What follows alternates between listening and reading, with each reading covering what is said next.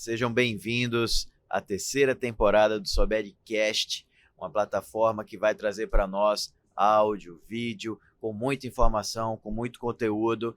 E para quem está nos escutando, eu sou o Hugo Guedes, sou endoscopista lá de Brasília e vou ter a honra hoje de entrevistar a Cristiane Pontinelli. Cristiane, que ela é ex-presidente do capítulo de endoscopia de Minas Gerais. Ela é gastroenterologista, endoscopista lá em BH, atua nos hospitais Metropolitano Odilon Berrens e nas clínicas Biogastro e Sedig. E amiga da Adélia, lá de Brasília, que eu já descobri também. Seja bem-vinda, Cris. Muito obrigada, Hugo. Muito obrigada pelo convite. Eu fico muito feliz em estar aqui e poder contribuir com um conteúdo que é de tanta relevância, né? De tanta relevância mesmo, Cris. A Cris veio na SBAD, deu uma super aula sobre os antitrombóticos, anticoagulantes nos pacientes que vão fazer procedimentos diagnósticos e terapêuticos. E, poxa, nada tão mais frequente no nosso dia a dia, né, Cris? Como está crescendo, as pessoas estão usando cada vez mais e cada vez mais surgem novas medicações e cada vez mais nós endoscopistas temos que aprender a lidar com isso e, de repente, esse paciente lhe aborda numa mensagem, né, doutor? Eu estou usando Pradaxa, e aí, quantos dias eu suspendo? E você pensa, nossa, o que é Pradaxa? E você começa a pensar, Cris, fala um pouco para a gente sobre isso. Pois é, Hugo, esse foco, né, num tema que é árduo, que todo mundo deixa para lá e que é chato mesmo, né, porque você abordar a medicação do paciente, e a gente vê que no nosso dia a dia é super importante. Eu estou falando isso, o nosso foco aqui foi principalmente a colonoscopia, mas existem os demais procedimentos. E como você falou mesmo, a nossa população está envelhecendo, cada vez mais tem intercorrências, né, de risco de fenômenos tromboembólicos, de insuficiência coronariana, e os antiplaquetários e os anticoagulantes são cada vez mais usados. E para isso nós endoscopistas, principalmente, né, quando a gente fala no foco da colonoscopia, quando a gente recebe esse paciente para uma entrevista, seja ela pessoal ou não, a gente tem que saber os medicamentos que eles estão em uso, né, que aquele paciente está fazendo uso, para a gente pesar. Para a gente ter um raciocínio, primeira coisa é pensar que tipo de procedimento eu vou fazer nesse paciente. Legal. E isso é muito bem estabelecido nos guidelines que a gente dispõe. Então, dentro dos procedimentos endoscópicos, habitualmente a gente os divide em procedimentos de baixo risco e procedimentos de alto risco. Para a gente ter um raciocínio bem prático, a gente vai pensar assim, o que é procedimento de baixo risco? É aquele procedimento que eu vou fazer um máximo as biópsias de rotina. Então, a endoscopia, a enteroscopia, todos esses procedimentos entram dentro dessa gama, né, até a ecoendoscopia, desde que eu não faça punção, não faça nenhum tipo de intervenção.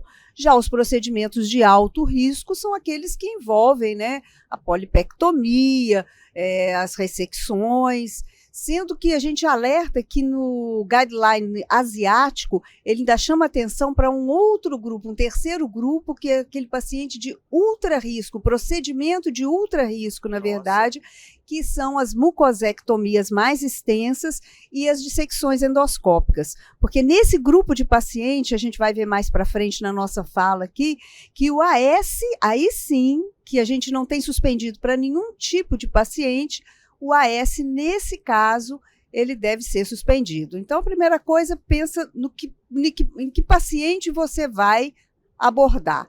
E aí a gente vai pensar em que medicamento que ele está em uso. Bom, no grupo dos antiplaquetários, vamos lembrar aqui, é o grupo onde a gente encaixa aí o ácido acetil salicílico, os anti-inflamatórios, as tienopiridinas, o clopidogrel, o prasugrel, todos eles aí. Quando o procedimento é de baixo risco, ok, pode manter esses medicamentos, os guidelines nos dão respaldo, sejam eles usados em doses simples, quer dizer, só o clopidogrel no caso aí, ou ele associado ao AS. Se o paciente também vai fazer um procedimento de baixo risco, lembra bem, né? A endoscopia aí, a colono, no máximo a biópsia, e ele está usando a varfarina, né? O que eu faço? só checo se o RNI dele está dentro do nível terapêutico que é proposto para ele.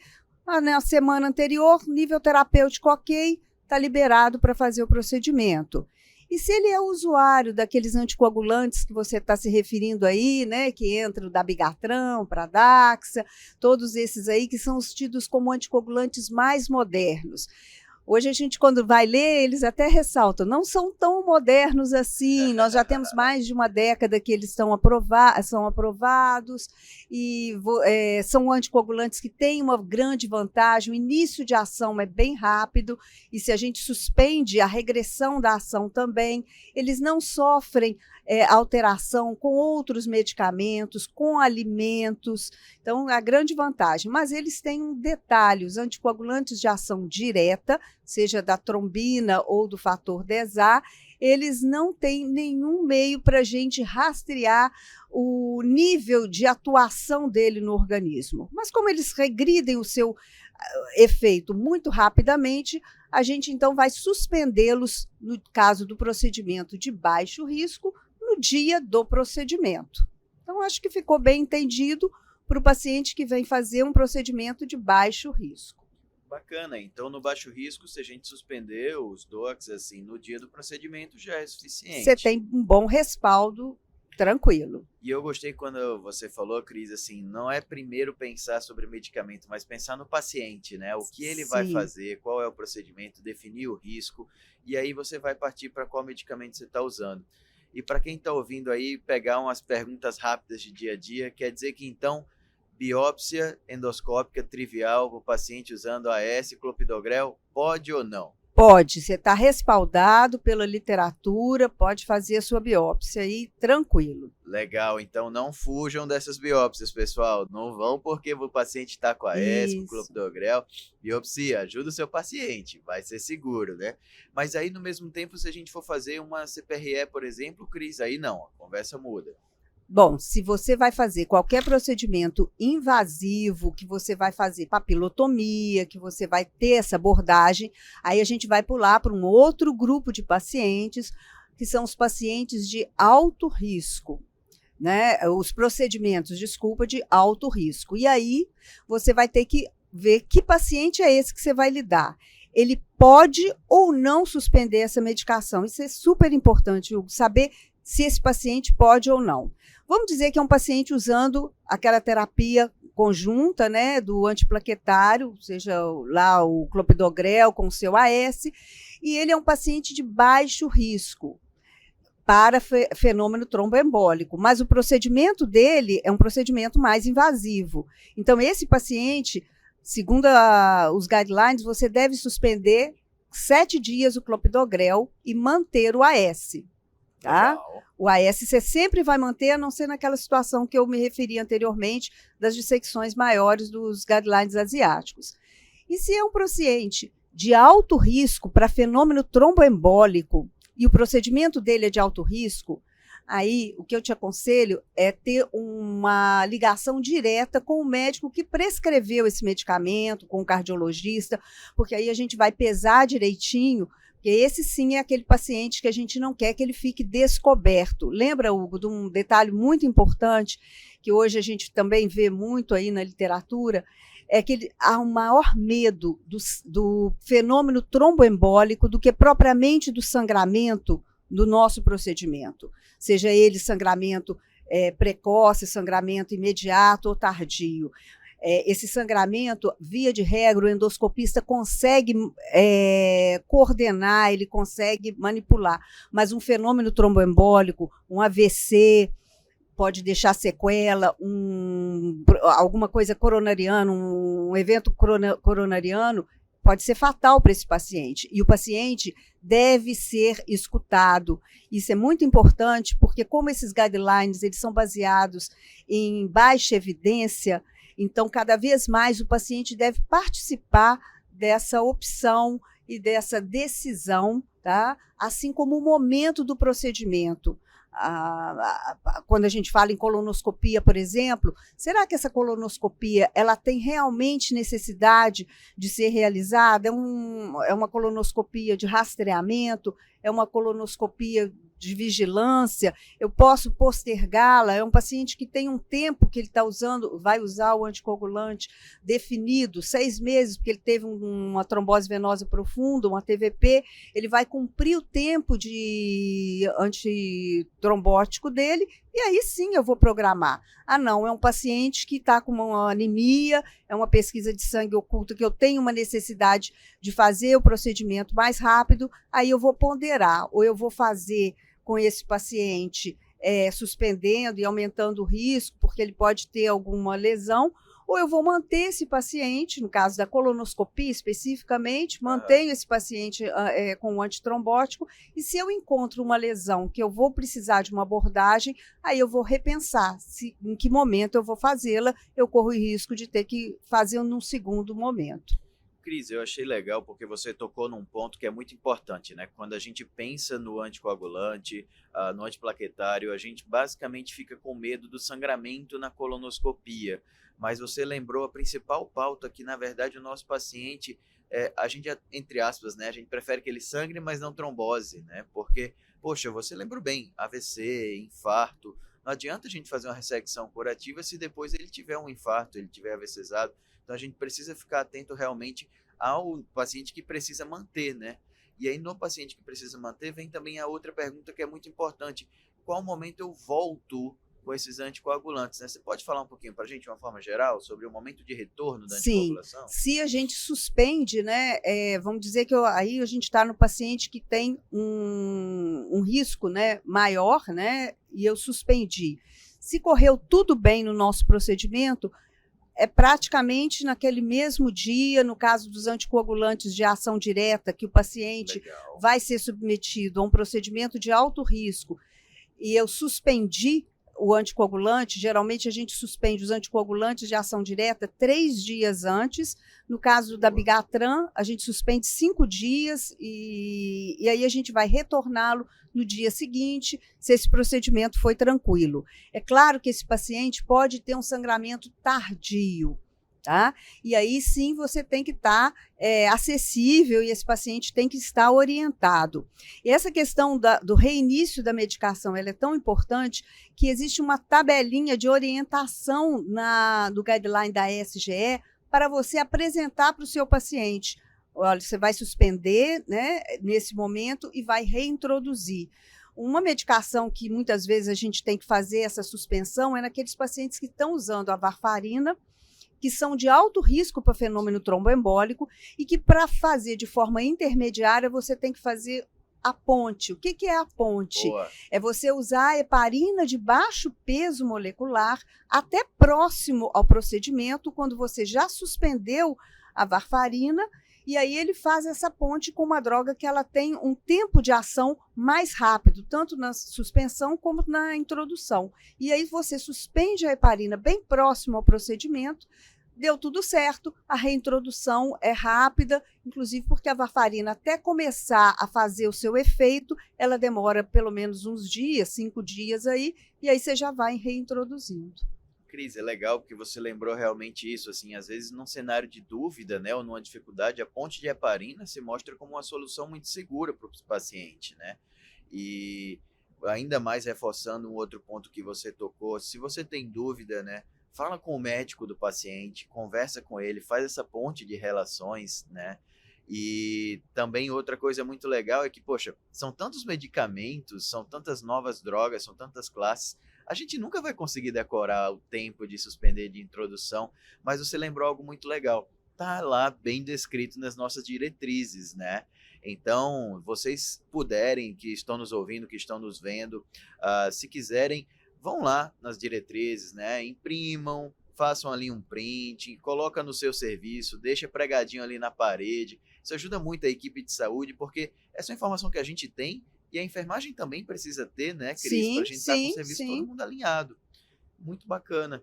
E, Cris, nesse momento, pensando aí a quem está, né, começando nesse projeto da endoscopia, para quem está aproveitando esse podcast para aprender um pouquinho mais, vivenciar um pouco mais, conta para a gente que mensagem você gostaria de deixar no final para essas pessoas sobre os anticoagulantes, sobre o cuidado em colonoscopia.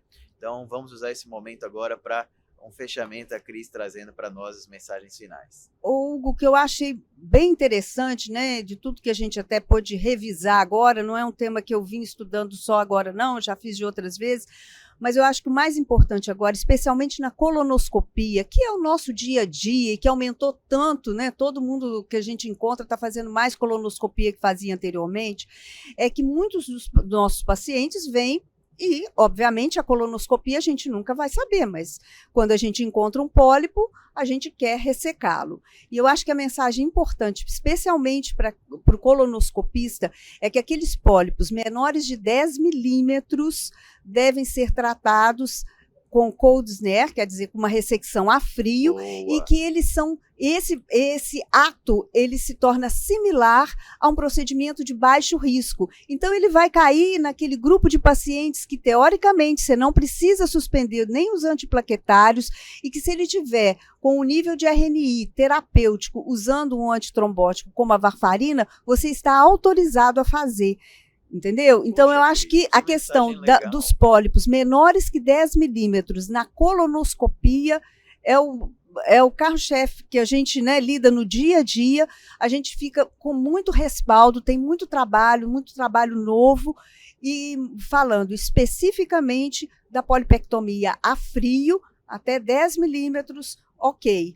E uma outra questão que eu vou só dar uma pincelada é a questão do clipe profilático, sabe? Legal, boa. Sabe, Hugo, que eu achei também bem interessante. Eu vi um trabalho muito legal para pólipos acima de 10 milímetros, que aí seriam os pólipos maiores, e até que ponto o clipe profilático teria vantagem e ou não só oneraria o nosso procedimento. E eu falo que oneraria porque no nosso dia a dia isso já é um problema. E a gente, quando olha que na literatura, né, principalmente americana, eles também estão preocupados com essa questão de custo, deixa a gente, então não é só a gente que está preocupado. Mas a questão do clipe é que ele não, o clipe profilático, quer dizer, né, aquele paciente que fez a polipectomia acima de 10 milímetros e que eu vou pôr só por segurança, ele não teve sangramento durante o procedimento, é um trabalho grande, em 4 centros, com mais de 1.000 polipectomias, e a conclusão que eles chegaram que o clipe profilático, de um modo geral, não estou falando aqui do paciente em uso de antitrombótico, tá? Vou falar no final. No paciente, de um modo geral, não teria vantagem no sangramento tardio. Entretanto, nos pacientes que fazem uso do antitrombótico, seria razoável, não há ainda uma consistência maior, mas seria razoável que você usasse, porque é um fator, sim, de risco de sangramento tardio, o uso, né, seja dos antiplaquetários, ou seja do paciente com uso que vai voltar o seu uso do antitrombótico, usar o clipe profilático. Então, seria nessa situação.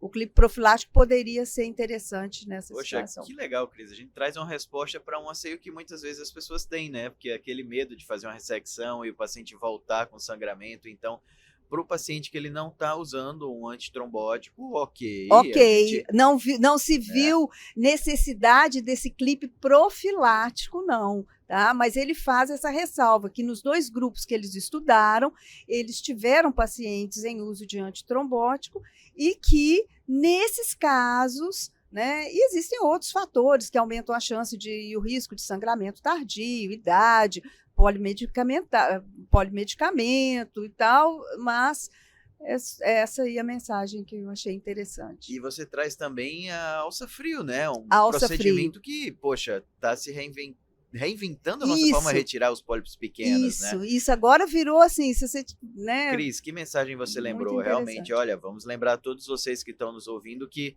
poxa, o pólipo com pinça, ele é prático, fácil, mas se você descobrir a alça frio, né, Cris? Isso. Você vai ter uma ressecção segura, com uma boa margem, captura a peça com lá o catapólipo depois, então vai ser muito bom, não só para sua segurança técnica, como para o benefício do paciente e a prevenção ao câncer, né? Uhum. Olha, Cris, quantos assuntos legais a gente se estendeu, né? A gente começou no antitrombótico, deixa uma mensagem de uma ressecção inovadora com alça frio, fala do clipe profilático no paciente que precisa ou não. Conversa boa é assim, é agradável, vai fluindo, a gente se diverte. Espero que vocês também tenham se divertido, pessoal. Nosso tempo está chegando aqui ao final, mas eu queria agradecer demais Cristiane Pontinelli, ex-presidente capítulo Minas Gerais, da Sobed, gastroendoscopista, nos abrilhantando na terceira temporada do Sobedcast. Foi um prazer, Cris. Eu é que agradeço muitíssimo, Hugo, foi um prazer.